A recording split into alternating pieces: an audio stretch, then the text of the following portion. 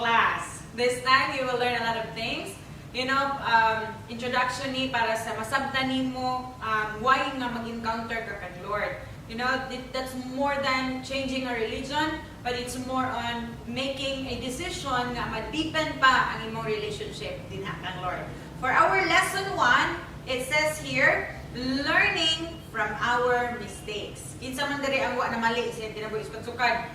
So wa gyud no, kay mamali man gyud ang tanan gyud. Tungod sa mga mistakes nga nabuhat nato sa tuang kinabuhi, mo na ang nagpaubos nato diha kang Lord ug i-recognize nato nga kinahanglan nato si Lord sa ato ang life. Tungod sa mga mistakes, tungod sa itong mga sipya, tungod sa itong mga kamalian, mali nga mga decision, mali nga mga emotion, mali nga mga moves nato, mo ni ang nagdala sa ato ang anong kinahanglan ta muduol sa ilang ni Lord o magpaubos ta. Pasalamat ta kang Lord kay natay mga mistakes, kay mo ni ang nagdala nato ngadto sa tiilan ni Lord. Kay kato bitang maayo ang tanan sa tua, perfect ang tanan, achievement pag imo pay achievement, tag-abot ang tanan, murag wala tay time nga musik diha ang Lord. Pero sa diha ang mga butang, it goes wrong, no? Tanan nato mga plano, wa musangko sa to ang giplano, then dinha nato giduol o kinahanglan nato si Lord. No, ingon pa diri sa Proverbs chapter 14 verse 12, there is a way which seems right to a man, but its end is the way of death. No, naidawag ka mga pamaagi murag tama sa pananaw ba no? Na tanaw nato murag mayo ni, murag epektibo ni, kani murag gwapo ni, lusot ni, click ni.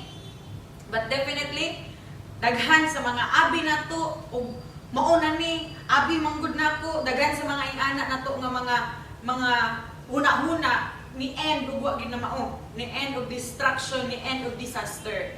You know, that's why the wisest man in the Bible said, daghang mga pamaagi sa tao, pero nag-end lang og kamatayon, no? Kamatayon sa ato ang karakter, kamatayon sa ato ang integridad, kamatayon sa ato ang dignity, kamatayon sa ato ang mga kanang batasan nga nadak-an nato diha sa samtang bata pa ta gitudlo ato sa ngirikanan, pero tungod sa atong mga desisyon, daghan nga matay sa ato ang pagkatao nga dili ka gusto, pero wala na kay choice, no? Nay mga decision sa atong life before nga dili unta ka gusto nga mao nang ending, pero sa ato man na wa naman ka, di naman kakagawas. So, it leads to death. No? Death to relationships, death to your relationship to the Lord. No? Daghang mauban sa inyo diha, na nakirelasyon sa Ginoo sa una, pero nabuhat ng mga desisyon nga nakapatay sa imuhang commitment niya ka Lord, kaya mauwaw naman ka kay Lord. Pero the Bible said na if there is a way that the demon will steal, kill, and destroy your life, the verse doesn't end there. It ends with, but Christ came to give you life and you will have it more abundantly.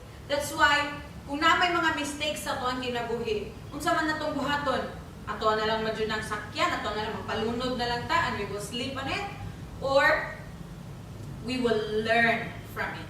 So, let's learn from the mistakes that we have committed in our lives. No? Muna, samtang karon naminaw ka din ha, as you're sitting down there, make a decision. No, i-compare ang kinabuhi unsa ang life sa living versus surviving. Unsa man nagbuhi pa ba jud ka or ga-survive na lang ka? No, unsa ang kinabuhi nga gina-offer sa world ug unsa ang kinabuhi nga gina-offer ni Lord? No, make a decision right now. Dili mo jud ka pugson ba? Unsaon ta gusto na mo nga mo-share sa inyo sa freedom that we experience, pero ikaw di pa. Muna, we leave the choice to you. From the mistakes you have been lying in right now, muna yung mga mistakes na ginalang mo ilanguyan karon. Now, make a comparison. Make it a deal, a decision to your head. Na unsa man gyud ka, mag-end ang 2020, mag-unsa man gyud ka, are you gonna live with the life the world offers, or you will live in the life that the Lord offers? Napay chance. Dili pa lahat tanan. There's still a chance to learn from your mistake. Let me pray for you. Father, thank you, Lord, for dying on the cross and giving us another chance. Another chance, Lord God, to stand up from the mistakes we have made. Another chance, Lord, to conquer, move forward. Another chance, Lord, to make a decision to live a better life, Lord God.